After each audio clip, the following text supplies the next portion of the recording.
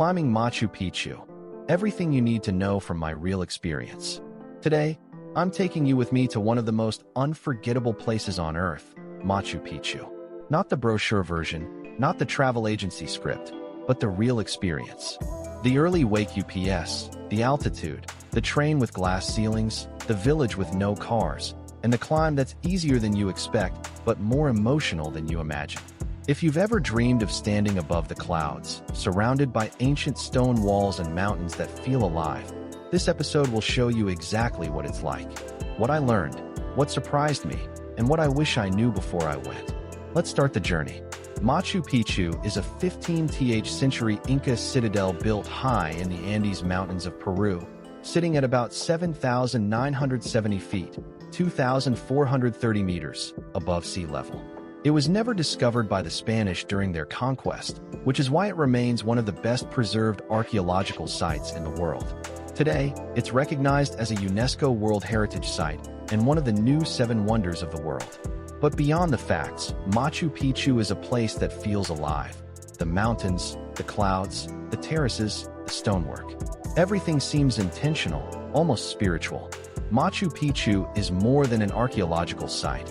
It's a place that feels suspended between earth and sky. Built in the 15th century by the Inca Empire, the citadel sits high in the Andes at nearly 8,000 feet, hidden for centuries and untouched by the Spanish conquest. Today, it stands as one of the best preserved windows into Inca engineering, spirituality, and daily life. The moment you arrive, you feel the weight of history in the stones, the terraces, and the mountains that surround the site, like silent guardians. The journey to Machu Picchu is part of what makes the experience unforgettable. Whether you take the train through the Sacred Valley or hike one of the famous routes, the anticipation builds with every mile. The Inca Trail winds through cloud forests and ancient ruins. The Sakante Trek takes you past glaciers and jungle, and the Laras Trek leads you through remote Andean villages where life moves at a timeless pace. Each path has its own personality, but they all share one thing. Reaching Machu Picchu feels earned. When you finally arrive at the citadel, the first thing you notice is the stillness. Even with other visitors around, the place has a calm that settles into you. Llamas graze on the terraces as if they've been there since the beginning. The stonework is so precise that centuries of earthquakes haven't shifted the walls. And then there's the view. Mountains rising sharply on all sides, clouds drifting in and out, and the river curling far below. It feels like the entire landscape is breathing. What makes Machu Picchu truly special is the combination of mystery and mastery. The Incas built without wheels or iron tools, yet the stones fit together perfectly. Many structures align with the sun and stars, suggesting deep astronomical knowledge. And because no one knows exactly why it was built, a royal retreat, a sacred site, an observatory, the place carries a sense of wonder that invites you to imagine your own interpretation. Climbing Machu Picchu is both a physical and emotional journey. You feel the altitude in your lungs, the history beneath your feet, and the presence of the mountains all around you. Every step brings a new angle, a new view, a new moment where you pause and think, I'm really here. When you reach the top, it's not just a destination, it's a moment of arrival, one that stays with you long after you've left the mountain behind. My journey began in Lima, Peru. When you book a trip to Machu Picchu, you have options. Fly into Lima first or head straight to Cusco. Travel sites like Expedia even offer all-inclusive packages that bundle your flights, hotels, and the entire trek. But I chose a different path. I wanted to feel the country, not just pass through it. The flight to Cusco isn't long, but the landing is unforgettable. The plane weaves between mountains, and for a moment it feels like you're gliding through a painting. As soon as I stepped off the plane, the elevation hit me. Cusco sits high in the Andes, and the thin air made breathing feel like work. Sometimes fine, sometimes suddenly difficult. We grabbed a taxi from the airport to our hotel, but the hotel's location required an uphill climb through narrow alleys. With luggage in hand, I could only walk a few feet before the altitude stopped me in my tracks. I literally had to sit on the ground just to catch my breath. That's when I realized altitude sickness isn't a joke, it humbles you fast. When we finally reached the hotel, the lobby offered coca tea, the traditional remedy for altitude sickness. Everyone swears by it, but for me, it didn't do much. After settling in, we headed out to the famous Plaza de Armas. The square was alive. Music, people, colors, and dozens of tour agencies lining the streets. That's where we booked our two big adventures, Machu Picchu and Rainbow Mountain. The prices you pay for these tours are in US dollars, just like back home. And yes, they can be pricey, but the agencies handle every detail from start to finish. If you don't speak Spanish, things can get confusing quickly, so pay attention, ask questions, and don't hesitate to use a translation app. It makes a big difference. Here's how the logistics usually work. On the day you choose for your Machu Picchu trip, you'll be waking up at 3 or 4 a.m. A guide meets you right in your hotel lobby and walks you to a bus. That bus takes you to the Inca Rail train station. Depending on your group, you might even be traveling alone at this stage. Outside the station, small food stalls sell snacks and drinks while you wait. The train itself is an experience. It has glass ceilings so you can see the mountains towering above you. It winds through a narrow mountain passage unlike anything I've ever done before. Eventually, you arrive in the Machu Picchu village, also known as Aguas Calientes. There are no cars here. The town keeps the mountain preserved.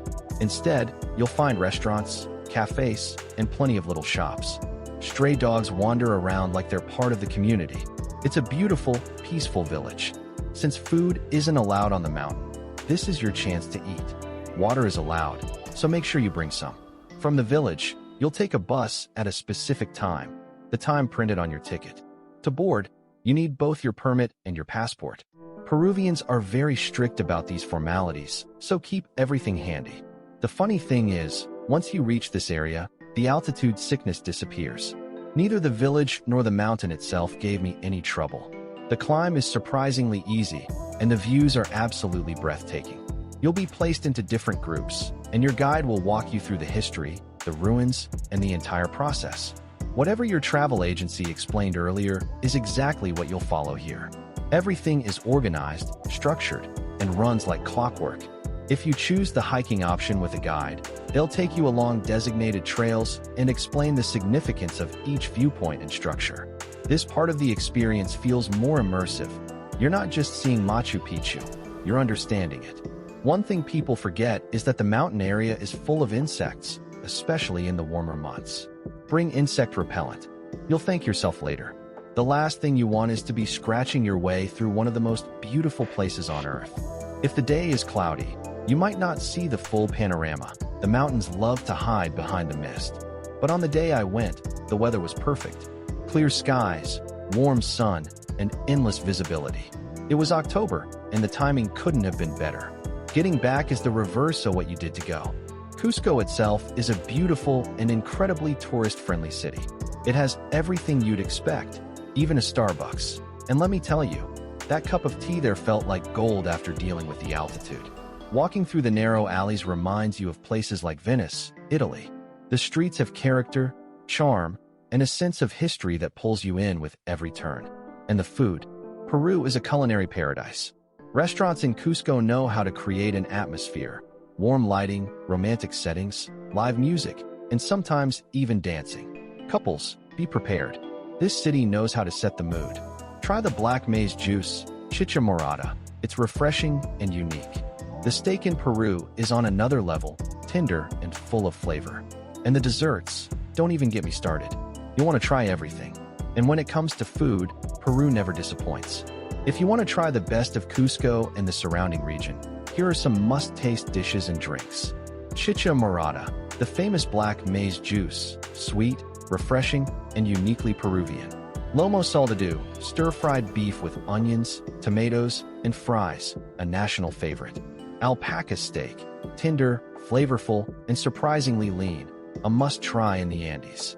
Ají de gallina, shredded chicken in a creamy, mildly spicy yellow pepper sauce. Ceviche, Peru's signature dish, fresh fish cooked in lime juice with onions and cilantro. Ceviche is one of those dishes that every Spanish-speaking country claims, but Peru takes it to another level. They don't just have one version, they have hundreds. Along the seaside, you'll find ceviche that tastes like the ocean itself, fresh, bright, and full of citrus. Inland, the flavors shift, Different peppers, different textures, different techniques. And somehow every version is just as good as the last. Peruvians have mastered the art of ceviche in a way that feels effortless. And no matter where you try it, you'll swear it's the best one yet. Papa a la huancaina, potatoes topped with a creamy, spicy cheese sauce. Causa a la mena, layered mashed potatoes with chicken, tuna, or vegetables. Pollo a la brasa, Peruvian rotisserie chicken with smoky seasoning. Picarones, Peruvian donuts made from squash and sweet potato, served with syrup. Lucuma ice cream, a dessert made from the lucuma fruit, caramel-like and addictive. Anticucho, grilled skewers of marinated beef heart, or sometimes chicken, smoky, tender, and full of flavor, a classic Peruvian street food favorite. These dishes alone can make your trip unforgettable. Peru takes its food seriously, and every meal feels like part of the adventure. And one more thing. At the end of this episode, I've added a PDF link on Travel Ideas USA titled Climbing Machu Picchu in 2026, the ultimate guide to the strict new rules and regulations. If you're planning your own trip, that guide will save you a lot of confusion and help you prepare the right way. And if you enjoy this episode, make sure to subscribe so you don't miss the next adventure.